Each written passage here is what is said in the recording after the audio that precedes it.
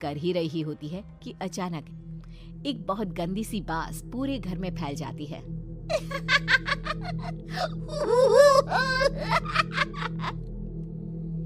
ये बदबू और ये आवाजें, ये कौन हंस रहा है माँ? अब ये पड़ोसी ना हमारे थोड़े अलग से है। कहाँ हम शाकाहारी और ये मांस मच्छी खाने वाले।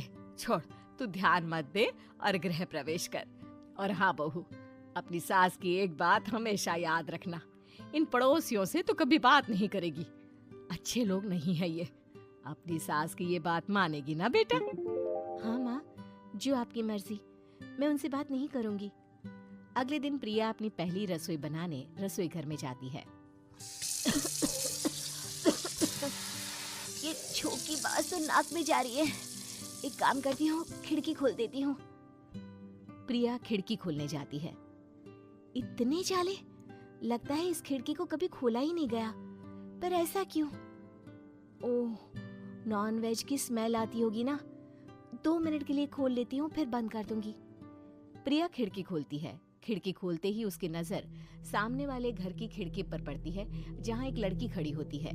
हाथों में मेहंदी, लाल रंग की साड़ी, बिल्कुल सजी धजी, मानो प्रिया की तरह ही वो भी नई नवेली बहू हो।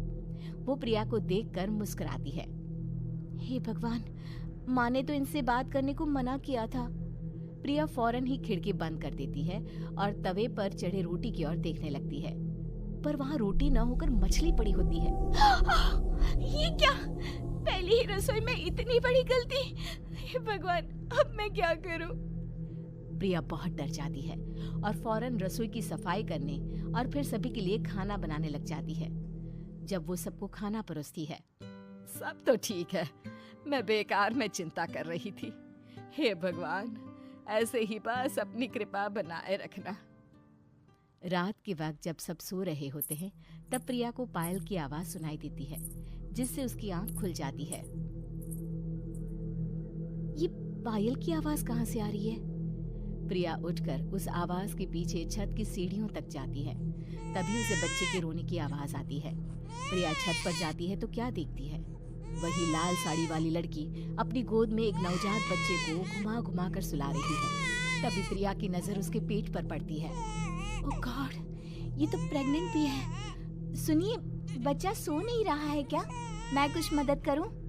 नहीं नहीं, आपके घर वालों को अच्छा नहीं लगेगा, मैं संभाल लूंगी। स्नेहा की गोद से बच्चा हाथ मारकर प्रिया की गोद में आने को छटपटाने लगता है। दोनों घर अगल बगल में बने होने के कारण प्रिया उस बच्चे को गोद में ले लेती है। प्रिया के पास आते ही वो सो जाता है। बच्चे का वो स्पर्श रात भर प्रिया भूल नहीं पाती और अगली सुबह वो छत पर कपड़े सुखा रही होती है। तभी उसे एक औरत इशारा करके बुलाती है। स्नेहा कह रही थी बाबू तुम्हारी गोद में आते ही सो गया। मैं गौरी, स्नेहा की माँ हूँ। बहू, घर आना, बाबू को खिला भी लेना। शाम को जब घर पर कोई नहीं रहता, बच्चे से मिलने के लिए प्रिया छिपकर अपनी पड़ोसन के घर चली जाती है और कुछ देर बच्चे को खिलाकर वापस लौट आती है। इसके कुछ दिन बाद ही प्रिया को पता चलता है कि वो माँ बनने वाली है। ममता की खुशी का ठिकाना नहीं रहता।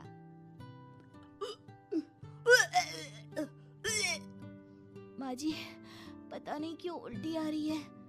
प्रिया भागती हुई वॉशरूम में जाती है तो हरे और लाल रंग की उल्टी करती है। उस उल्टी में से कीड़े निकलते हैं। ये क्या? खून और ये कीड़े! माँ! माँ!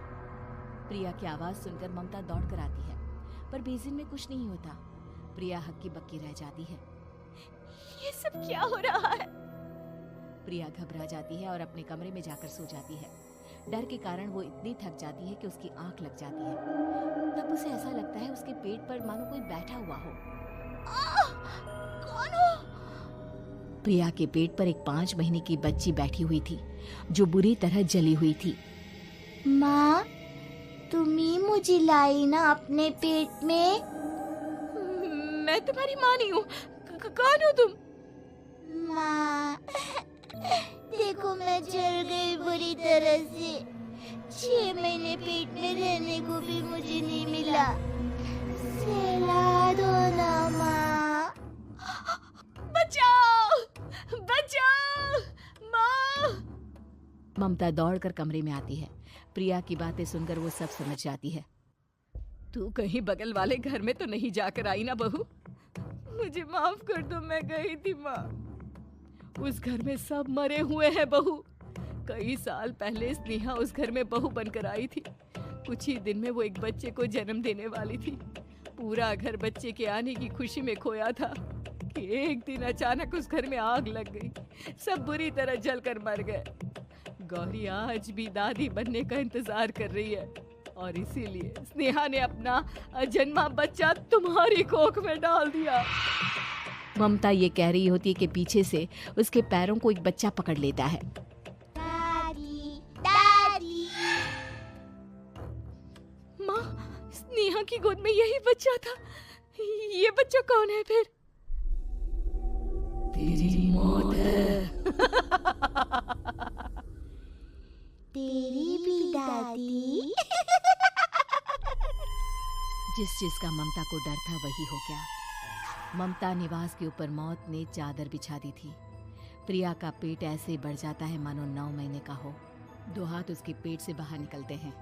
बहू, संतोष को फोन कर, किसी पंडित जी को बुला बहू। प्रिया का पति भागता हुआ घर आता है। ये तो होना ही था माँ।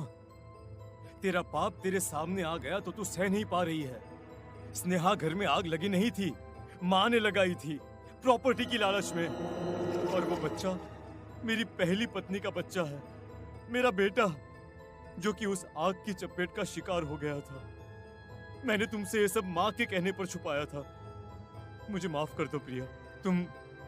तुम अगर चाहो तो यहाँ से जा सकती हो।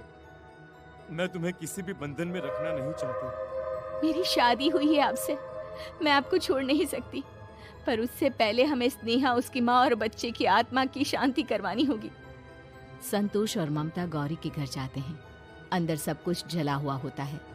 जमीन पर जली हुई लाशें बिखरी हुई थी। ममता रो रो कर अपने करने की माफी गौरी से मांगती है। प्रिया स्नेहा के घर वालों का अंतिम संस्कार करवा देती है और ममता निवास फिर से आत्माओं के साए से मुक्त हो जाती है।